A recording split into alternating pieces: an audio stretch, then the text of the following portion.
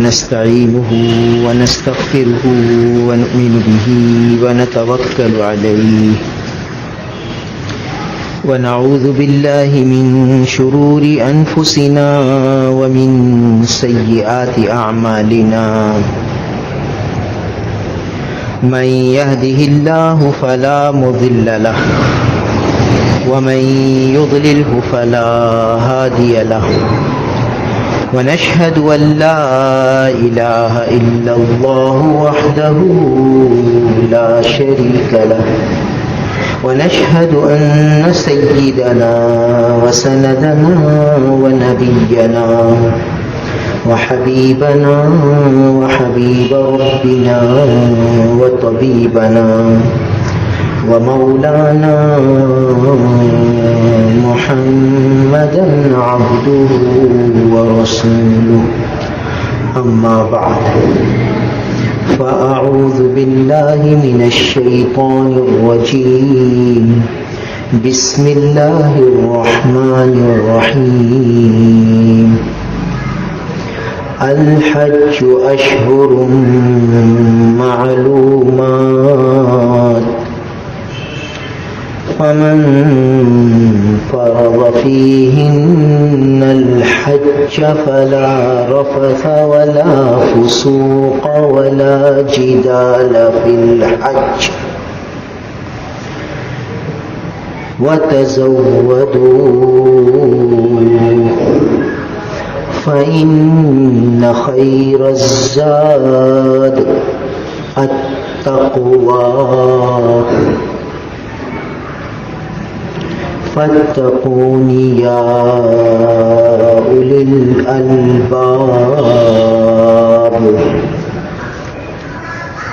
صدق اللہ مولانا العظیم. میرے محترم بزرگوں اور عزیز بھائیوں، اس آیت مبارکہ میں جو تلاوت کی گئی حج کے آداب بیان ہو رہے ہیں. خالق کائنات اپنے دربار میں آنے والوں کو بتا رہے ہیں کہ میرے دربار میں ان آداب کی رعایت کے ساتھ آنا.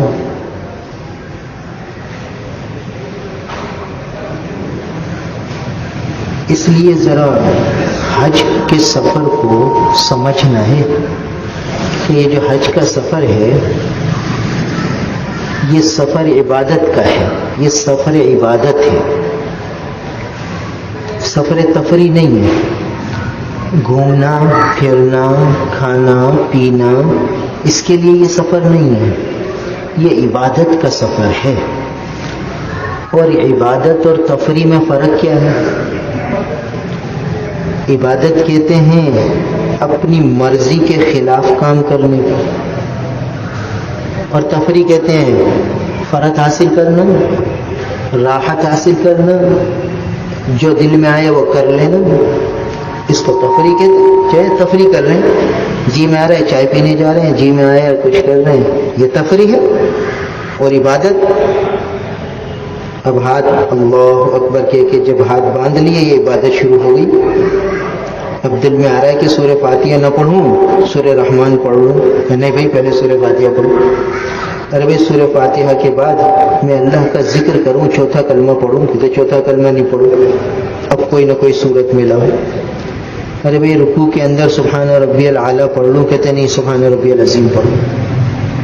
بھائی پہلے میں سجدے کر لوں پھر رکوع کر لوں، کہتے نہیں جو ترتیب ہے اس کے مطابق. یہ عبادت ہے. تو عبادت میں کیا ہوتا ہے کہ جو اپنی چاہت ہوتی ہے اس سے ہٹ کر کام ہوتا ہے، اور تفریح جو ہوتی ہے وہ جیسے چاہے کر لو، جیسے جی میں آئے جیسے من میں آئے وہ کر لو. تو سب سے پہلے جو ہمیں اپنے دل میں بات بٹھانی ہے وہ یہ ہے کہ یہ سفر حج جو ہے نا یہ سفر عبادت ہے، سفر تفریح نہیں ہے. تو جب سفر عبادت ہے تو عبادت عبادت کے طریقے سے ہوگی، اپنے من چاہی طریقے سے نہیں ہوگی. لہذا سب سے پہلے یہ سمجھنا پڑے گا کہ اس سفر عبادت میں ہمیں کرنا کیا ہے، کیسے یہ عبادت بنے گا.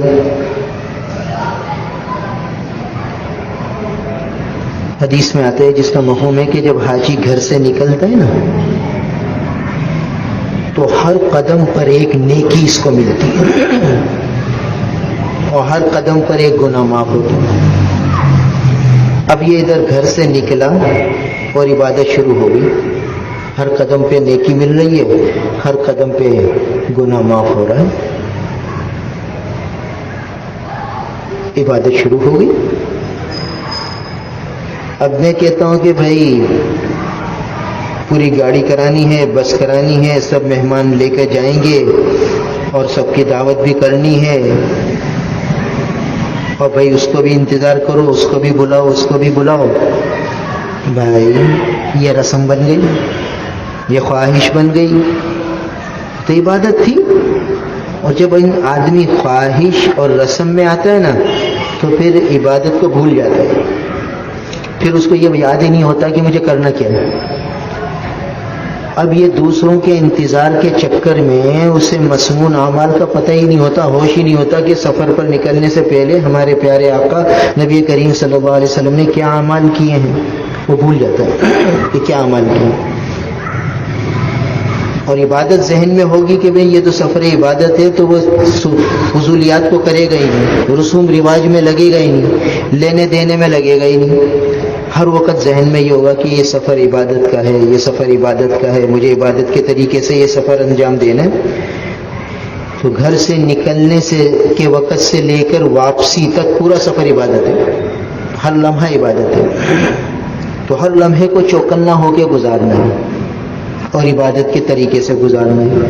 پھر تو واقعی حج بنے گا اور زندگی بدل جائے گی, زندگی بدل جائے گی, زندگی کا رخ ہی بدل جائے گا. کیوں کہ انہوں نے بلایا اسی لیے, اپنے دربار میں کیوں بلایا؟ زندگی میں ایک دفعہ فرض کیا ہے, مال بھی دیا, اسباب بھی دیے, استطاعت بھی دی, وہ کہا آ جاؤ ہمارے دربار میں, ہم تمہیں کچھ دینا چاہتے ہیں. تو جب عبادت کے طریقے سے سارا سفر ہوگا گھر سے نکلنے سے لے کر گھر سے واپس آنے تک, تب تو ملے گا بہت کچھ, اور وہ باقی بھی رہے گا موت تک. جو ملے گا وہ باقی رہے گا موت تک, بلکہ وہ بڑھتا ہی چلا جائے گا. اور اگر یہ سب خواہشات کی نظر ہو گیا تو کچھ بھی نہیں ملے گا, کچھ بھی نہیں ملے گا. جب بیت اللہ میں آدمی جاتا ہے نا, ہمارے گھر کوئی مہمان آئے گا اور ہمارا پیارا ہوگا, ہمارا محبوب ہوگا, تو ہم ہر چیز اس کے سامنے رکھیں گے. حضرت یہ کھا لیں, حضرت یہ لے لیں, حضرت یہ لے لیں. پھل بھی اس کے سامنے رکھیں گے, پانی بھی اس کے سامنے رکھیں گے, شربت بھی اس کے سامنے رکھیں گے, ہر قسم کا کھانا پینا اس کے سامنے رکھیں گے.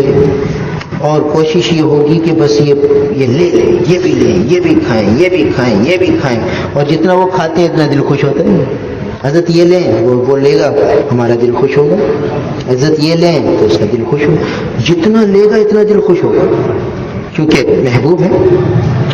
تو جب انہوں نے ہمیں بلا لیا تو بہت کچھ دینا چاہتے ہیں, اب ہم لیتے ہی نہیں, لیتے نہیں. جیسے آتے ہیں ویسے, جیسے جاتے ہیں خالی ویسے خالی آ جاتے ہیں. کیا حال ہوتا ہے کہ سفر میں نمازوں تک کا اہتمام نہیں ہوتا, نماز تک یاد نہیں رہتی. اللہ حفاظت فرمائے. حالانکہ نماز تو فرض ہے, وہ تک یاد نہیں رہتی. وجہ یہ ہے کہ ذہن میں یہ بات ہی نہیں ہے کہ یہ سفر عبادت کا ہے. اگر یہ بات دل میں جاگزیں ہو جائے, بیٹھ جائے کہ یہ سفر عبادت کا ہے, یہ میرا عبادت شروع ہو گئی, میں گھر سے نکلا ہوں, عبادت شروع ہو گئی. اب عبادت شروع ہو گئی تو عبادت کے طریقے پر ہوگی, اور ہر قدم عبادت ہے. مکہ مکرمہ پہنچ گئے, یہ بھی عبادت. عزیزیہ بلڈنگ میں پہنچ گئے, یہ بھی عبادت. حرم پہنچ گئے, یہ بھی عبادت. آدمی یہ سمجھتا ہے کہ حرم میں ہوں تو عبادت کر رہا ہوں, عزیزیہ پہنچ گیا تو چھٹی. اب یہاں کچہریاں کرو, باتیں کرو, جو کچھ چاہے کرو, گھومو پھرو, مالوں میں جاؤ, ہالوں میں جاؤ. اب تو چھٹی ہے, بس حرم میں جائیں گے تو عبادت کریں گے, اور یہاں فارغ. بھائی ہر لمحہ عبادت. سب سے پہلی بات جو ذہن نشیں کرنی ہے, گھر سے نکلتے سے لے کر واپس تک ہر لمحہ عبادت, ہر لمحہ عبادت, ہر سانس عبادت, ہر منٹ عبادت. جب ہر سانس عبادت, ہر منٹ عبادت, تو ہر لمحے سوچنا ہے کہ کیسے گزارنا. اور جب یہ سوچ سوچ کر وقت گزارے گا تو وہاں سے عطائیں ہوں گی کہ بھئی یہ طالب صادق ہے، اس کو نوازو. پھر عزیزیہ میں بھی نماز پڑھو گے تو تمہیں وہی اجر ملے گا جو بیت اللہ کے سامنے نماز پڑھو گے، وہی ملے گا. کیوں کہ طالب صادق ہے، اس کا دل وہاں ہے، اس کا دل بیت اللہ کے سامنے، یہ تڑپ رہا ہے. ورنہ بھائی اللہ حفاظت کرے، لوگ کیا کرتے ہیں کہ مغرب کی نماز حرم میں پڑھی تو مغرب پڑھ کے نکل جاؤ، عشاء کے بعد گاڑیوں پر بڑا رش ہوتا ہے، بڑا رش ہوتا ہے، بڑی مشکل ہو جاتی ہے.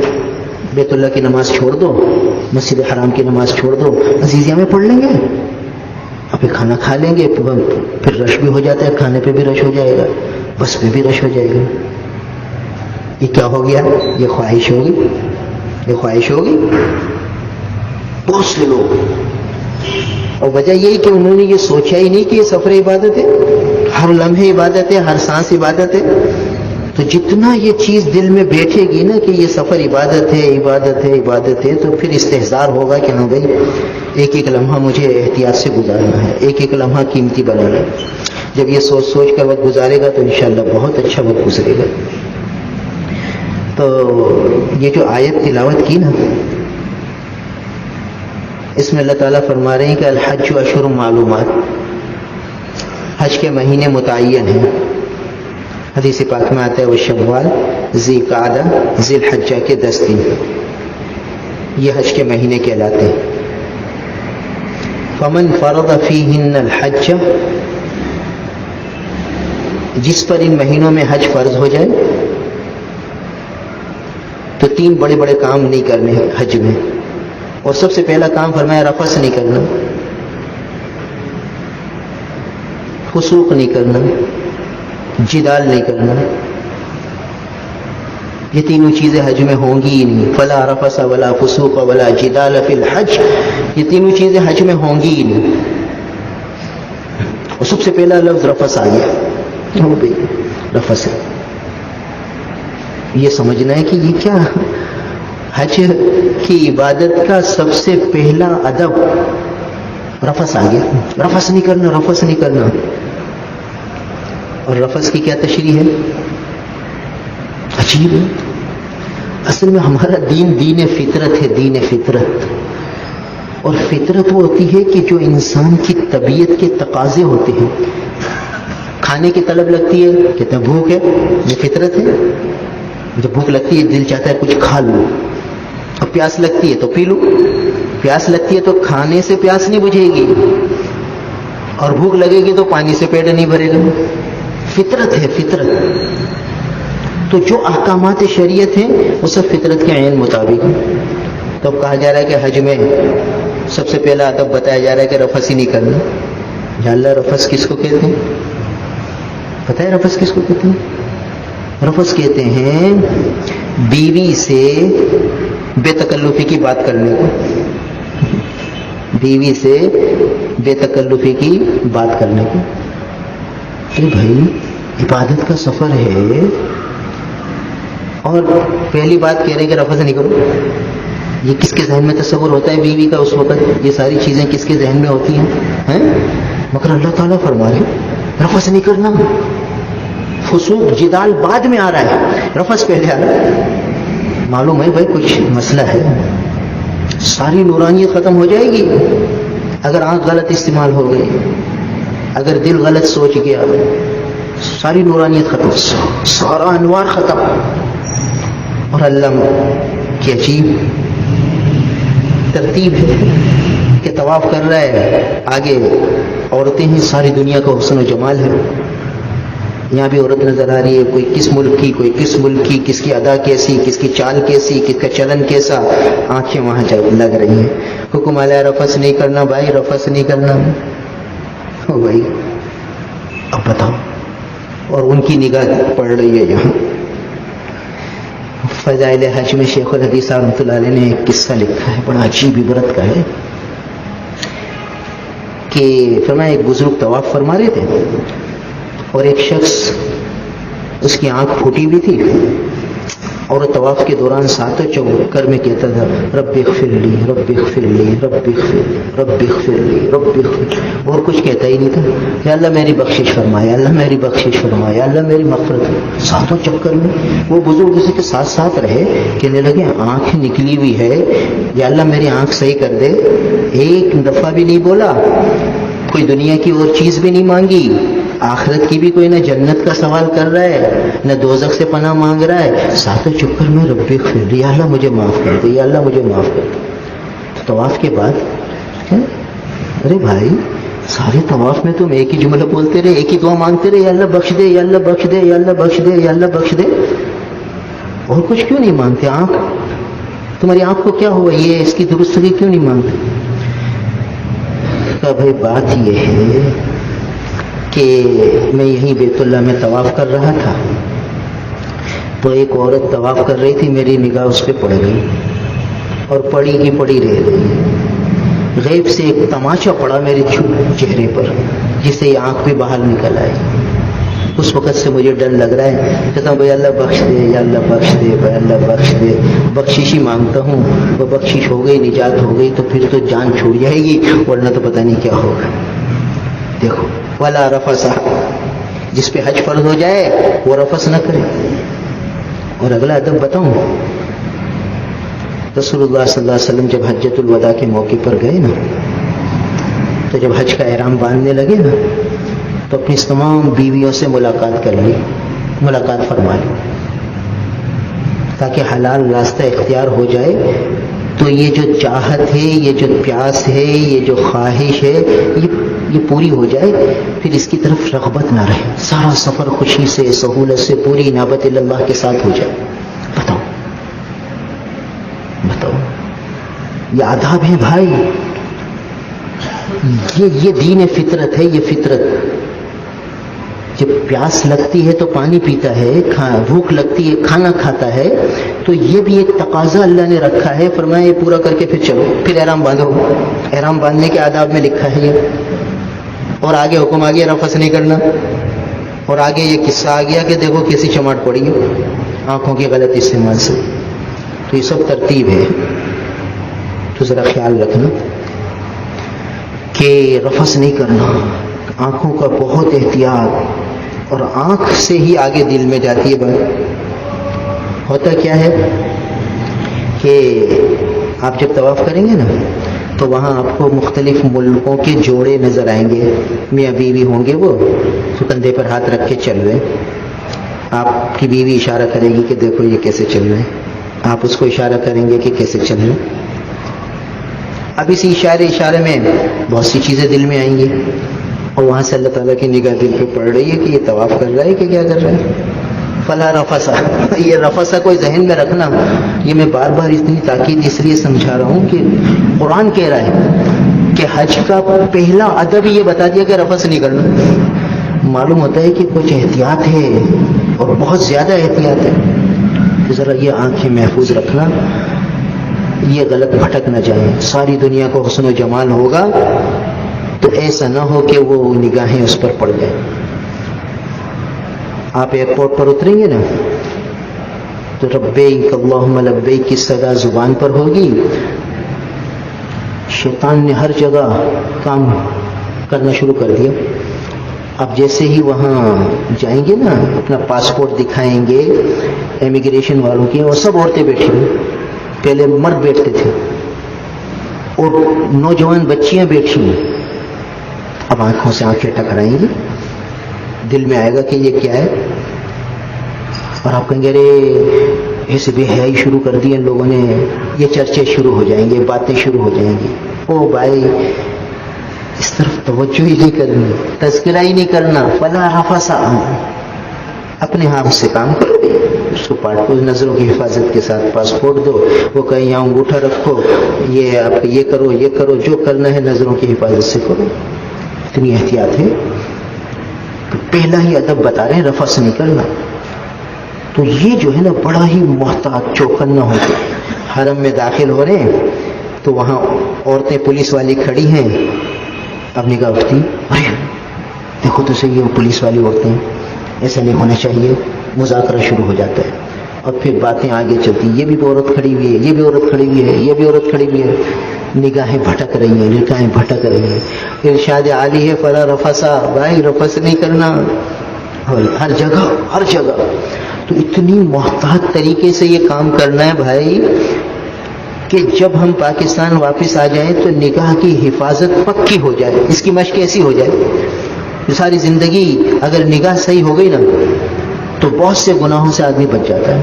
تو یہ مشق کرائی جا رہی ہے کہ نگاہ غلط اٹھے گی، دل میں خیالات ابھریں گے، زبان سے باتیں ہوں گی اور دل پھر کہیں اور مائل ہوتا چلا جائے گا. اور بھئی جب دل میں یہ دل اللہ تعالیٰ کی رحمتوں کے نزول کا مرکز ہے، یہاں الطاف باری اترتے ہیں. اب جب نگاہ غلط استعمال ہو گئی تو وہ سب زائل ہو گئے. وہ جب زائل ہو گئے تو یہاں ظلمت آ گئی، یہاں اندھیرا آ گیا. جب ظلمت اور اندھیرا آ گیا تو پھر دنیا کی طرف میلان ہوگا. پھر کیا ہوگا؟ یار اس کا پیکیج اچھا تھا، یار اس کا کھانا اچھا تھا، بھائی یہ اچھا تھا، یہ اچھا نہیں تھا، یہ ویسا تھا، یہ ویسا نہیں تھا. وہاں بڑا چوکنا رہنا ہے. ایک بزرگ تھے، باتوں میں کسی سے کہہ دیا کہ مدینے کا دہی اچھا نہیں ہے. رات کو خواب میں زیارت ہوئی، ارے بھائی ہمارا دہی اچھا نہیں لگتا تو چلے جاؤ، ہمارے شہر میں کیوں رہتے ہو؟ معافی مانگی، یا اللہ مجھے معاف کر دے، یا اللہ مجھے معاف کر دے، یا اللہ مجھے معاف کر دے. اتنی احتیاط ہے بھائی، اتنی احتیاط ہے. زبان کا استعمال، آنکھوں کا استعمال، دل کا استعمال، چوکن نہ ہو کر. جب اتنی احتیاطوں سے حج ہوگا پھر انوار برکات جو ملیں گے وہ پھر لازوال ہوں گے. اور بھائی یہ کوئی مشکل کام نہیں ہے. تھوڑا سا دھیان، یہ جو ساری باتیں بتائی جا رہی ہیں اس لیے نہیں کہ حج بہت مشکل ہے، حج تو بہت آسان ہے. صرف 3 فرض رکھے حج میں اللہ تعالیٰ نے. نماز میں تو آپ جو ہے 13 فرض ہیں، حج میں صرف 3 فرض رکھے اللہ تعالیٰ نے. اتنا آسان کیا. 6 واجب رکھے، 9 چیزوں کا نام حج رکھا اور 4 باتوں کا نام عمرہ رکھا. 2 فرض 2 واجب عمرے میں. تو آسانی تو اتنی دی ہے، احتیاطیں اتنی ہیں، اور احتیاطوں سے پھر سب کچھ ملتا ہے. احتیاطوں سے سب کچھ ملتا ہے. اور جو ایک دفعہ جہاں اللہ تعالیٰ جو دیتے ہیں تو پھر لیتے نہیں ہیں. وہ ان کی شان ہے، وہ سخی ہیں، وہ داتا ہیں، دے کر لیتے نہیں ہیں. تو جب ایک دفعہ اپنا تعلق دے دیں گے تو پھر یہ تعلق بڑھتا ہی چلا جائے گا، بڑھتا ہی چلا جائے گا. تو اس لیے پریشان ہونے کی بھی ضرورت نہیں ہے. ان سے ہی مانگیں گے اور ابھی سے مانگنا شروع کریں گے کہ یا اللہ اپنے دربار کی ایسی حاضری نصیب فرمائیے جو آپ جس کیفیات کے ساتھ، جن جذبات کے ساتھ آپ کے پیارے، آپ کے محبوب، آپ کے مقرب بندے آپ کے دربار میں آتے ہیں، وہ کیفیات، وہ جذبات ہمیں عطا فرمائیے، وہ طلب صادق ہمیں عطا فرمائیے. اور ان آداب کی ہمیں توفیق دیجیے جن آداب کے ساتھ آپ کے محبوب، آپ کے مقبول بندے آپ کے بیت میں آتے ہیں. ان آداب کے ساتھ ہمیں اپنے بیت کی حاضری نصیب فرمائیے. ابھی سے مانگنا شروع کریں، ابھی سے اللہ سے مانگیں تو وہ داتا ہیں، وہ دیں گے کہ میرا بندہ کیا مانگ رہا ہے. ایسی حاضری مانگ رہا ہے جیسے میرے پیارے آتے ہیں. اور یا اللہ مجھے پہلے نمبر والوں والی حاضری نصیب فرمائیے. جتنے اطراف عالم سے آپ کے عشاق آئیں گے اس میں مجھے پہلے نمبر والوں میں شامل فرمائیے. ایسا مجھے ادب نصیب فرمائیے، ایسے میرے جذبات دیجیے، ایسی میری کیفیات دیجیے کہ ہر پل میں آپ کی طرف متوجہ ہوں. تو جب آدمی ابھی سے مانگے گا، ابھی سے فکر مند ہوگا تو پھر اللہ تعالیٰ نوازیں گے. اور حج پہ جانے سے پہلے 2-3 دن پہلے آدمی ساری دنیاوی کاموں سے فارغ ہو کر مسجد اور گھر، مسجد اور گھر، مسجد اور گھر اس کی مشق کرے.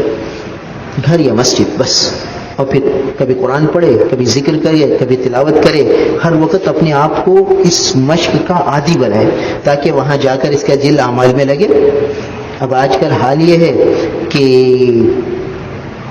10 گھنٹوں بعد وہ بیت اللہ میں ہوگا. حیدرآباد سے بیت اللہ 10 گھنٹوں بعد، 12 گھنٹے بعد. تو یہاں سارے کام کاج میں لگا ہوا تھا اور 12 گھنٹے بعد بیت اللہ پہنچ گیا. تو یہ اس کی صفائی تو ہوئی نہیں ہے. اب وہ کرے گا کہ بھی جلدی سے احرام اتاروں اور جلدی سے پھر فون کروں، اللہ کا شکر ہے عمرہ ہو گیا، فارغ ہو گیا. بھائی اب کھاؤ پیو، اب دوسرا عمرہ پھر بعد میں کریں گے مسجد عائشہ سے. بس یعنی یہ بوجھ لگے گا احرام کہ یار جلدی سے یہ اتر جائے، جلدی سے حلق کرا لو، جلدی سے فارغ ہو جائے، جلدی سے بے فکری ہو جائے، جلدی سے احرام کی پابندیاں ختم ہو جائے. یہ جلدی جلدی ذہن میں ہوگا. اور وجہ وہی کہ عبادت سمجھ ہی نہیں رہا. جلدی جلدی فارغ ہونے کے چکر میں. عبادت ہے بھائی، اللہ کا پسندیدہ لباس ہے. جتنی کثرت سے اس میں لبیک ہوگی اتنی قبولیت کے قریب ہوگا. تو اس لیے یہ ذہن میں رہے کہ بھائی اطمینان سے ہر کام کرنا، اطمینان سے. تو مانگنا ہے اور مانگتے رہنا ہے. تو پہلی بات جو بتائی آداب میں سے وہ یہ ہے کہ فلا رفس نہیں کرنا، یعنی بے حیائی بےہودگی کا کوئی کام ہی نہیں کرنا، بے تکلفی والا کوئی کام ہی نہیں کرنا. اور زبان اور کان اور دل اس کی پوری حفاظت کرنی اور آنکھوں کی پوری حفاظت کرنی. یہ رفس کے مفہوم میں آ گیا. ایک اور بات سمجھاؤں، بہت سے علاقوں کی خواتین لبیک تیز پڑتی ہیں. عورت کی آواز بھی پردہ ہے. اب ان کی آواز بڑی عجیب ہوتی ہے، کانوں میں جاتی ہے تو طبیعت طواف بھی کر رہا ہے اور ان کی طرف کان بھی جا رہے ہیں. اب دل میں پھر اور یہ کان، ان السمع والبصر والفؤاد کل اولئک کان عنہ مسئولا. 3 چیزوں کے بارے میں قرآن کہتے ہیں کہ سوال ہوگا. ایسا معلوم ہوتا ہے کہ آنکھوں سے دیکھتا ہے تو فوراً دل میں آتی ہے بات، خیالات آتے ہیں. کانوں سے سنتا ہے وہ بھی فوراً دل پر اٹیک کرتے ہیں. اس کے بعد زبان آتی ہے آگے، پھر زبان بولتی ہے. تو 3 چیزوں کا تذکرہ زبان کا نہیں ہے. پوچھ یہ 3 چیزوں کی ہوگی، اس محل پر زبان کا تذکرہ نہیں ہے. معلوم ہوتا ہے کہ آنکھوں کو صحیح کر لیں گے تو دل صحیح ہو جائے گا، کانوں کو صحیح کر لیں گے تو دل صحیح ہو جائے گا. اگر کان اور آنکھ پہ پردے نہیں ہوں گے تو دل برباد ہو جائے گا. اس لیے 3 چیزوں کو ساتھ ساتھ لائے، ان السمع والبصر والفؤاد کل اولئک عنہ مسئولا. ہر ایک کے بارے میں سوال ہوگا. تو کانوں کی بھی حفاظت کرنی ہے کہ طواف کے دوران آوازیں آئیں گی خواتین کی، اس کی طرف توجہ نہیں کرنی. مختلف ڈریس میں خواتین نظر آئیں گی، اس کی طرف نگاہ نہیں کرنی. بس اپنے کام سے کام رکھنا ہے. ہم تو اپنے کام کے لیے گئے ہیں، اپنے محبوب حقیقی سے تعلق بڑھانے کے لیے گئے ہیں، ادھر ادھر توجہ کرنے کے لیے تھوڑی گئے ہیں. تو سب سے پہلا ادب یہ فرمایا کہ رفث نہیں کرنا. ولا فسوق، فسوق گناہ کو کہتے ہیں. بھائی سفر عبادت میں کون گناہ کرے گا؟ قرآن کہتا ہے گناہ ہی نہیں کرنا. تو گناہ کرے گا کون؟ کہتے بڑے ہوں گے، پتہ بھی نہیں چلے گا، ہو جائیں گے. کیسے ہو جائیں گے؟ سب سے زیادہ جو گناہ ہوتا ہے نا وہ غیبت کا ہوتا ہے. یار فلاں یوں کر رہا ہے، دیکھ فلاں ایسا کر رہا ہے، دیکھ فلاں دیکھو کس طرح کھا رہا ہے، دیکھ فلاں اس طرح کر رہا ہے، فلاں ایسا کر رہا ہے، فلاں ایسا کر رہا ہے، فلاں ایسا کر رہا ہے. جو آپ کے مزاج کے خلاف کرے گا آپ اس کے خلاف باتیں شروع کر دیں اور تذکرے شروع ہو جائیں گے. دیکھو یہ فسوق ہے، یہ ہو رہا ہے اور بے ساختہ ہو رہا ہے، پتہ بھی نہیں. پھر یا یہ حکومت والے صحیح کھانا نہیں دے رہے، بھائی یہ فلاں والے صحیح کھانا نہیں کر رہے، فلاں ایسا کر رہے ہیں، بھائی فلاں ایسا کر رہے ہیں، فلاں پریشان کر رہے ہیں، فلاں سختیاں کر رہے ہیں، فلاں یوں کر رہے ہیں.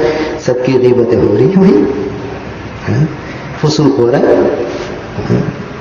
ہر ایک کی برائی آ رہی ہے، یہ ایسے یہ ایسے یہ ایسے یہ ایسے یہ ایسے. بھائی تو سفر عبادت ہے، عبادت میں جو جیسا بھی ہو کیسا بھی ہو، ہمیں اس سے کیا لینا؟ ہمیں تو اپنے کو دیکھنا ہے، اس سفر کو صحیح کرنا ہے. اور یہ شیطان ہے کہ جو ہمیں اس قسم کے خیالات ڈالے گا، وہ ایسا وہ ایسا وہ ایسا. دیکھو تو لوگ کیسے پانی پہ بھیڑ لگا رہے ہیں، دیکھو یہاں بھیڑ لگا رہے ہیں، دیکھو لوگ یوں کر رہے ہیں، لوگ ایسا کر رہے ہیں، لوگ ویسا کر رہے ہیں. یہ غیبتیں ہوں گی، چوکنا رہنا ہے. دوسرا ادب یہ بتایا کہ کوئی بھی گناہ نہیں کرنا. اور اس دو لوگوں کی خامیاں، لوگوں کی حکومت کی خامیاں، دوسروں کی خامیاں بہت نظر آئیں گے اور اس کے تذکرے ہوں گے. بھائی پیسے دیے ہیں تو پوری تو فیسلٹی لیں، یہ اللہ کو دے دیا بس. فیسلٹی ملی اللہ کا شکر، نہ ملی میرے تقدیر میرا مقدر، مجھے وہ نوازنا چاہتے ہیں، مشقت ڈال کے کچھ دینا چاہتے ہیں، مگر میں لڑائی کر رہا ہوں، ناراض ہو رہا ہوں. یہ فیسلٹی نہیں دی، دیکھو انہوں نے اتنی دی، اس سے اتنے سے پیکیج میں یہ سب کچھ کر دیا، اتنے سے پیکیج میں انہوں نے یوں کر دیا. ہر ایک یعنی وہی پیسہ پیسہ پیسہ، ساری نگاہ کا مرکز وہی کہ یار وہ اچھا رہا، ان کی بلڈنگ بھی قریب ہے، یار تمہاری بلڈنگ کیسی ہے، چلو دیکھنے چلتے ہیں. تو بھائی بلڈنگیں دیکھنے گئے ہو یار دیکھو یہ فیسلٹی، یار ان کو بلڈنگ بڑی اچھی مل گئی، ہمیں بڑی بری مل گئی. بھائی ان تذکروں کی ضرورت ہی کیا ہے؟ عبادت کا سفر ہے، میرے مقدر میں یہ تھی، بس جو ملی ہے ملی ہے. کسی کی بلڈنگیں دیکھنے کے لیے تھوڑی جانا ہے. بس اپنے اعمال میں لگو، اپنے عمل میں. کسی سے ملاقات کے لیے جانے کی ضرورت ہی نہیں کہ فلاں سے مل کر آئیں، فلاں سے مل کر آئیں. بس اپنے کام سے کام گئے ہیں عبادت کے لیے، ملاقاتوں کے لیے تھوڑی گئے. ارے بھائی تمہارا کون سا بلڈنگ نمبر ہے؟ بھائی فلاں ہے، بھائی ہم تمہارے پاس آئیں گے. بھائی کیا ضرورت ہے ملاقاتوں کی؟ اس میں جائیں گے، ادھر ادھر کی باتیں ہوں گی، بلا وجہ گناہ میں، فسق میں مبتلا ہو جائیں گے. اس لیے چوکنا رہنا ہے، اپنے آپ کو اتنا تھکاؤ کہ کہیں آنے جانے کی ہمت ہی نہ ہو. طواف میں تھکاؤ، تلاوت میں تھکاؤ، نوافل میں تھکاؤ، تھک کے چور ہو کے سو جاؤ، پھر حرم آ جاؤ.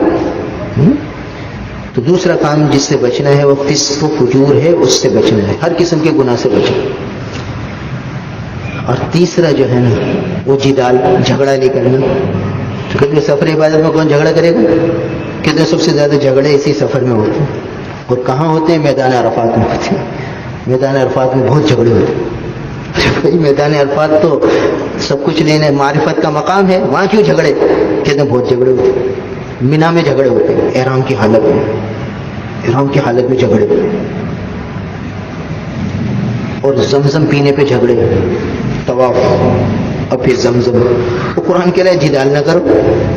یہ تین کام بہت زیادہ پیش آتے ہیں اور قرآن کہہ رہا ہے ان تینوں سے بچنے. پہلے چوکن نہ کر دیا، تنبیہ کر دی کہ دیکھو یہ تین کام کی طرف توجہ دینا. اب کیا ہوگا؟ جھگڑا کیسے ہوگا؟ آپ طواف کر رہے ہیں، دھوپ کی وجہ سے بڑی شدت کی پیاس ہے آپ کو، اور طواف کر کے آپ تھکن کا چور ہو کر اب زمزم پینے کے لیے گئے. اور آپ گلاس لیا، ابھی آپ نے نل کا دبایا بھی نہیں تھا کہ کالا آیا افریقہ کا، لمبے ہوتے ہیں. اس نے آپ کو دھکا بھی دیا اور وہ بٹن دبایا اور اپنا گلاس بھر لیا. آپ کے یہاں سر پہ بھی لگا اور پانی بھی نہیں ملا اور گلے میں پیاس. کیسا غصہ آئے گا؟ پھر آدمی ابھی دیکھتا نہیں ہے، میں پی رہا ہوں پانی، غصہ آ جاتا ہے. تو بعض اوقات وہ سامنے والا بھی غصے میں ہوتا ہے، وہ بھی کچھ بول دیتا ہے، یہ بھی کچھ بول دیتا ہے. حالت احرام ہے، ہو گیا جھگڑا. دیکھو بہت ہوتا ہے. چپ کرنا رہنا ہے. بھائی ہمارا بھائی پانی پی لے، بلکہ جب پانی پینے جاؤ نا زمزم تو کوشش کرو کہ جب سب کو پلاؤ. حضرت عباس حضور کے چچا وہ سب کو پانی پلاتے تھے. سقیا پانی پلانے کی ذمہ داری حضرت عباس رضی اللہ عنہ کے خاندان کی تھی. اس سنت کو زندہ کرو کہ حضور کے چچا سب حاجیوں کو پانی پلاتے تھے، تو میں اپنی پیاس کو روک کر سب کو پہلے پلاؤں پھر خود پی لوں. پھر دیکھو کیسا مزہ آتا ہے. اس کیفیت سے جب رہو گے تو ٹھنڈا ہو جائے گا، غصہ آئے گا ہی، اور اس پر غصہ آئے گا. تو ایک یہ مقام ہوتا ہے جس پر غصہ آتا ہے حالت احرام میں، اور قرآن کہہ رہا ہے جدال نہیں کرنا. اور دوسرا غصہ کہاں آتا ہے؟ جب آپ ایئرپورٹ سے اپنی بلڈنگ پر پہنچیں گے نا، تو ہاں تو لفٹوں میں اوپر جاتے ہیں. آپ کا 5ویں منزل ہے، 8ویں منزل ہے، اور آپ جو ہے وہ اپنا سامان لے کر لفٹ کے پاس کھڑے ہیں، اور دوسرا آیا، اس نے جلدی سے اپنا سامان لفٹ میں گھسا دیا. اب آپ کو غصہ آ رہا ہے، ارے بھائی میں اتنی دیر سے کھڑا ہوں، ہماری لیڈیز کھڑی ہوئی ہے، تمہیں کچھ احساس نہیں ہے؟ جھگڑ پڑا میں، غصہ آ گیا مجھے. کہ فلاج ولا جدالا، بھائی جدال نہیں کرنا، جھگڑا نہیں کرنا، اور مجھے غصہ آ گیا. تو غصے میں نے اس کو کہہ دیا. اور بعض اوقات تو ایسا ہوتا ہے کہ اس کا سامان پھینکتا ہے، اپنا رکھتا ہے. میں پہلے سے کھڑا ہوں، ملائی میں لگو، اتنا غصہ آ جاتا ہے بھائی. اس لیے ذرا محتاط رہنا ہے. یہ جو جھگڑا ہے نا اس مقام پر ہوتا ہے. ہمارے استاد محترم فرماتے تھے سفر حج میں تحمل بہت ضروری ہے. تحمل، اپنے آپ کو کنٹرول کرنا، اپنے آپ کو قابو کرنا، یہ بہت ضروری ہے. جس نے تحمل سیکھ لیا اس کو جھگڑا ہوگا ہی نہیں، اس کا جھگڑا ہی نہیں. پانی پینے گئے، وہاں تحمل. یہ آپ کا کمرے میں تو کوئی نہیں جائے گا نا، 10 منٹ دیر لگے گی، آدھا گھنٹہ دیر لگے گا. آپ کیا کرو، وہاں صوفے لگے ہوئے ہوتے ہیں، آپ اور آپ کے گھر والے صوفے پر بیٹھ کر حالت احرام میں لبیک اللہم لبیک لبیک لا شریک لک لبیک ان الحمد والنعمت لک والملک لا شریک لک پڑھتے رہو. جتنی کثرت سے لبیک پڑھو گے اتنا حج قبولیت کے زیادہ قریب ہوگا. تو آپ بیٹھے رہو اور لبیک پڑھتے رہو. جب سب چلے جائیں اب آخر میں آپ چلے جاؤ، نہ کوئی پریشانی نہ الجھن. آپ کا کمرہ آپ کو ملے گا، آپ کے کمرے میں کوئی تھوڑی جائے گا. بس تھوڑا سا اوپر نیچے میں دیر ہو جاتی ہے، 20 منٹ لگتے ہیں آدھا گھنٹہ لگتا ہے سارا معاملہ صاف ہو جاتا ہے، مگر وہ ایک پیش آ جاتا ہے وہ اس میں جھگڑا ہو جاتا ہے. تو یہ ایک مقام جب کمرے ملنے کا وقت ہوتا ہے وہاں جھگڑا، اور طواف کے بعد زمزم پینے پہ جھگڑا.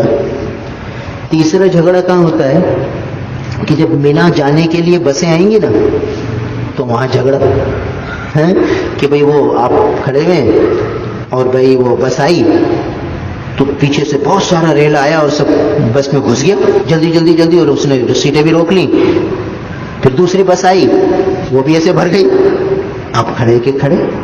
تیسری بس آئی، اب آپ پارا ہائی ہو جائے گا کہ یار یہ کیا سب جا رہے ہیں اور ہمارے کو کوئی گھاس بھی نہیں ڈالنا، اب غصہ آ جائے گا. اور پھر تو پھر آدمی کیا بھی دیتا ہے اور کیا کچھ کرتا ہے علامان والحفیظ، کیونکہ وہ شیطان تو اپنا کام دکھاتا ہے بھائی. تو یہ اگلا مرحلہ جہاں غصہ آتا ہے وہ یہ مینا جانے کے لیے جب بسوں کی ترتیب ہوگی اس میں بھی بڑے تحمل سے اطمینان سے ہمارے مقدر کی جو جگہ ہوگی ہمیں مل جائے گی.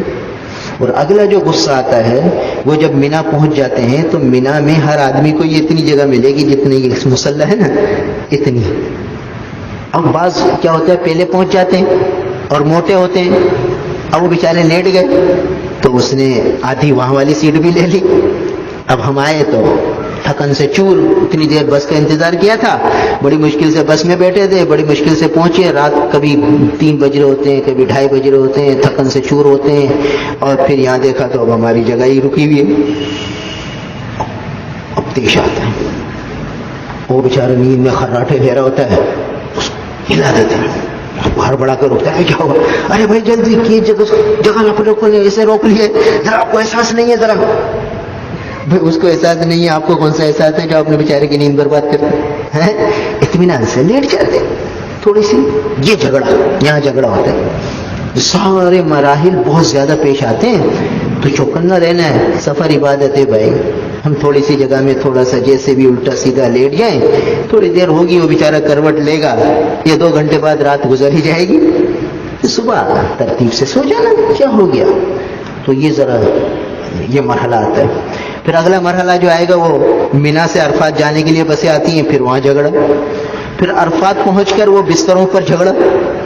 وہ جگہ کا بعض اوقات کم پڑ جاتی ہے، بعض اوقات جو ہے لوگ زیادہ ہوتے ہیں جگہ کم ہوتی ہے، اس میں جھگڑا ہو جاتا ہے. تو وہاں بھی بہت تحمل، ہر جگہ تحمل برداشت، تو جھگڑا نہیں ہوگا. تو یہ وہ مقامات تھے جہاں بہت زیادہ جھگڑا پیش آ جاتا ہے. تو اس لیے چوکنا رہنا ہے اور جھگڑے سے بچنا ہے. یہ 3 چیزیں قرآن نے اکٹھی فرمائی، اور یہ 3 چیزیں ساتھ ساتھ بہت کثرت سے پیش آتی ہیں. رفث بھی ہوتا ہے، فسوق بھی ہوتا ہے، جدال بھی ہوتا ہے. قرآن نے کہہ دیا تینوں نہیں کرنے. اور پھر آگے عجیب ہدایت ہے، وَتَزَوَّدُوا، بھائی سفر حج میں توشہ لے لینا، توشہ ساتھ رکھنا. وَخَيْرُ الزَّادِ التَّقْوَىٰ، بہترین توشہ تقویٰ ہے. یعنی کیا مطلب ہے؟ بعض علماء نے لکھا ہے اس کا مطلب ہے سوال سے بچنا. کیا مطلب؟ کہ اپنے ساتھ اتنا سامان رکھنا کہ دوسروں کا اکرام کرو، دوسروں سے مانگو نہیں کہ یار تمہاری یہ چیز مجھے دے دو، یار مجھے یہ چیز دے دو، اس سے لے لوں گا، اس سے لے لوں گا، اس سے لے لوں گا. نہیں، دینے کی جذبے ہو. اور فرمایا کہ حج کے سفر میں وہ حج مقبول ہوگا جس میں کثرت سے سلام ہو اور کثرت سے کھانا کھلانا ہو. جو حاجیوں کو کثرت سے سلام کرے گا، کثرت سے کھانے کھلائے گا، اس کا حج زیادہ مقبول ہوگا. تو قرآن کہتا ہے بھی تقویٰ کا توشہ لے لینا، یعنی سوال سے بچنا. اور بعض نے کہا گناہوں سے بچنا. تقویٰ کہتے ہیں گناہوں سے بچنا اور اللہ سے ڈرنا. آگے اگلی ہدایت آ رہی ہے وَاتَّقُونِی، ارے بھائی مجھے سے ڈرا کرو، یا اولی الالباب، اے عقل والوں مجھ سے ڈرنا، تقویٰ اختیار کرنا. بہترین توشہ تقویٰ ہے. تو یہ پوری ہدایات اس میں یہ آداب حج بیان ہوئے ہیں. اس لیے بھائی یہ بڑے بڑے اہم آداب ہیں جس کا ہمیں لحاظ کرنا ہے، خیال کرنا ہے. اب میں ترتیب حج شروع کرنے لگا کہ اب ہمیں گھر سے نکلنا ہے تو کیا کیا کرنا ہے. دیکھو بھائی حج پہ جب ہمارا سفر کی تاریخ ہوگی تو نہ دھو کے، صفائی کر کے جسم کی، بالوں وغیرہ کی، 2 رکعت نفل پڑھیں. سورہ کافرون پہلی رکعت میں اور دوسری رکعت میں سورہ اخلاص. یہ پڑھ کر جب نماز 2 رکعت پوری بہت اطمینان سے پڑھنی ہے. اب میں نے پہلے سمجھایا تھا کہ بھئی جب رسوم رواج ہوں گے تو آدمی یہ جلدی جلدی پڑھے گا کہ بھئی مہمانوں کو سنبھالنا ہے, سب کو بس میں بٹھانا ہے. تو یہ ساری چیزوں ہٹا کر بڑے اطمینان سے جو کرنے کا کام ہے اب وہ یہ ہے. اب یہ ادب ہیں جن کو شروع کرنا ہے. بہت اطمینان سے کہتے ہیں کہ مسافر جب سفر میں جاتا ہے نا تو گھر والوں کے لیے جو بہترین توشہ دے کر جاتا ہے وہ یہ 2 رکعتیں. تو یہ جتنی اچھی ہوں گی یہ بہترین توشہ گھر والوں کو دے کے جا رہے ہیں. یہ آخری عمل ہے اس کے. اس گھر میں نہ معلوم سفر سے واپسی ہوگی یا وہیں اللہ اپنے گھر میں رکھ لیں گے. تو ابھی بہترین طریقے سے 2 رکعت اطمینان والی پڑھے, نہ دھو کے غسل کر کے صاف کپڑے پہن کے. یہ 2 رکعت سفر کی ہوتی ہیں جو پڑھے گا. پھر اس کے بعد سورہ قریش پڑھے گا, لیلاف قریش پڑھے گا. اس کے بعد 4-5 صورتیں 6 بسم اللہ کے ساتھ, سورہ کافرون, سورہ اذا جاء نصر اللہ, سورہ اخلاص, سورہ فلق, سورہ ناس, اور آخر میں پھر بسم اللہ. تو یہ 6 بسم اللہ ہو جائیں گے. اس کے بعد خوب اطمینان سے دعا مانگے کہ یا اللہ اب یہ سفر پہ جا رہا ہوں. اور سفر کی مسنون دعائیں, ایک کتاب ہے مسنون دعائیں, اس میں لکھا ہے کہ سفر سے جانے کے وقت کون کون سی دعائیں پڑھنی ہیں.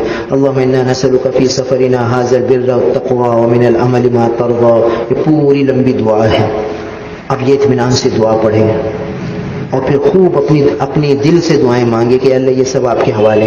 اس دعا کے اندر بڑا عجیب ایک جملہ ہے, اللہم انت الصاحب فی السفر والخلیفۃ فی الاہل والمال والولد. اے اللہ آپ سفر میں بھی میرے ساتھی ہیں, اور انت الصاحب فی السفر والخلیفۃ, اور میرے نائب ہیں, میری جگہ اب آپ ہی ہیں میرے گھر والوں کے لیے, میرے مال میں اور میری اولاد میں. ان سب میں آپ میرے نائب ہیں, میرے خلیفہ ہیں. اللہ کو نائب بنا دیا. اب جو اللہ کو نائب بنا دیا تو گھر محفوظ ہو گیا, اہل اولاد مال سب محفوظ ہو گئے. تو خوب اطمینان سے دعائیں مانگنی ہیں.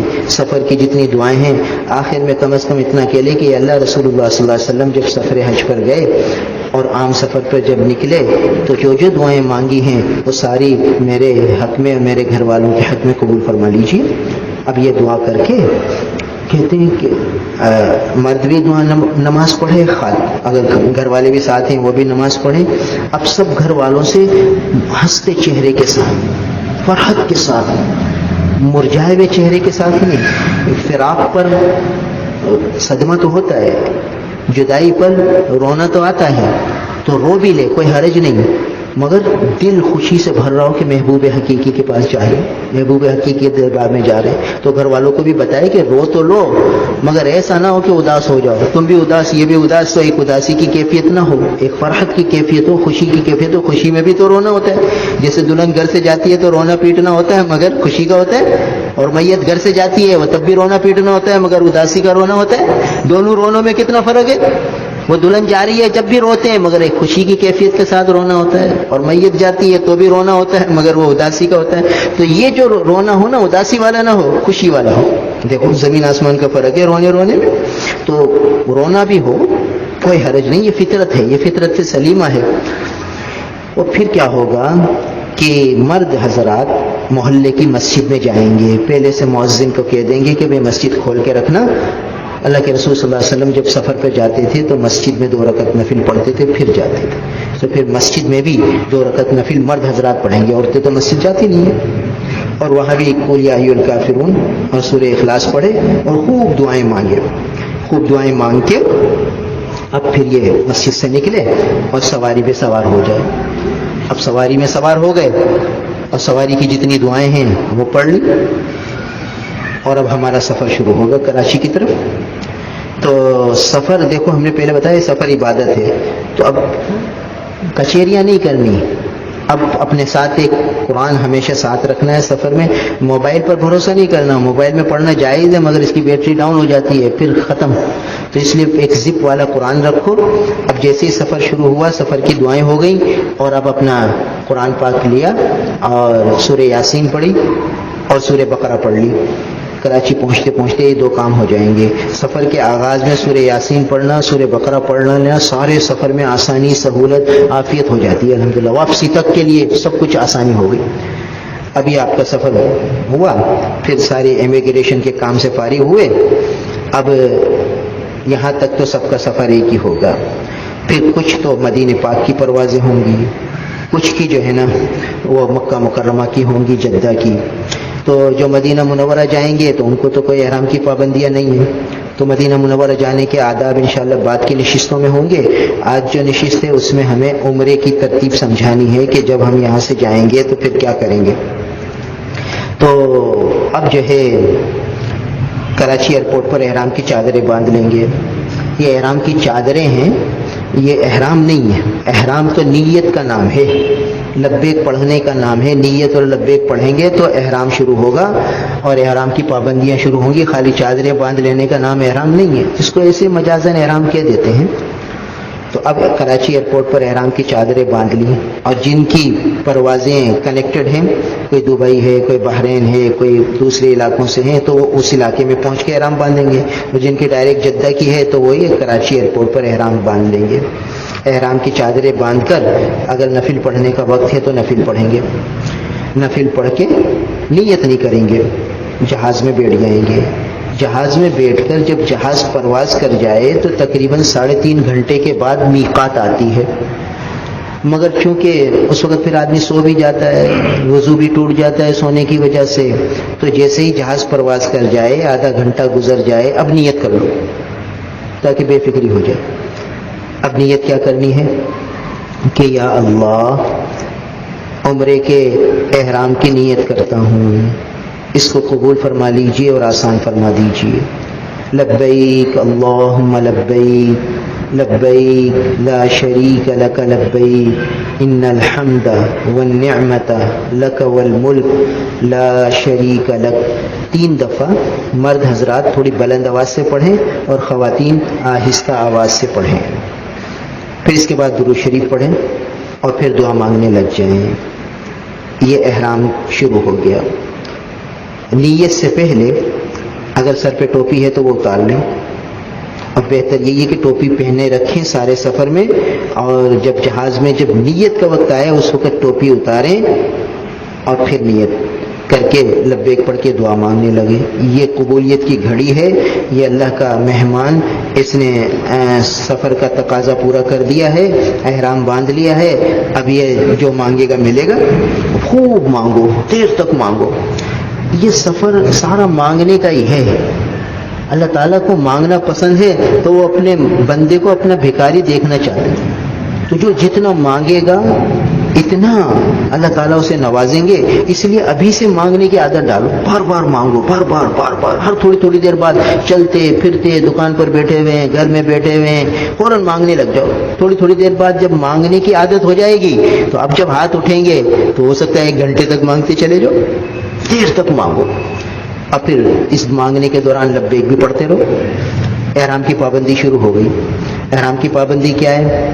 سر نہیں ڈھکنا، چہرہ نہیں ڈھکنا، اور بال نہیں توڑنے، تیز خارش داڑھی میں سر میں نہیں کرنی. ٹھیک ہے، یہ موٹے ضروری احکام. خوشبو نہیں لگانی. اب کیا ہوتا ہے کہ بعض اوقات جہاز میں جو کھانے پینے کی چیزیں ہوتی ہیں اس میں ٹیشو پیپر ہوتے ہیں، وہ پرفیومڈ ہوتے ہیں، تو وہ استعمال نہ کرے. اور جو ہے ہاتھ اگر صاف کرنے ہیں تو احرام کی چادروں سے صاف کر سکتے ہیں، کوئی حرج نہیں. اچھا، بار بار لبیک پڑھتے رہیں اور یہ ہمارا سفر چل رہا ہے. دیکھو سفر کے دوران کوئی بھی ایسا کام نہیں کرنا جو سنت کے خلاف ہو.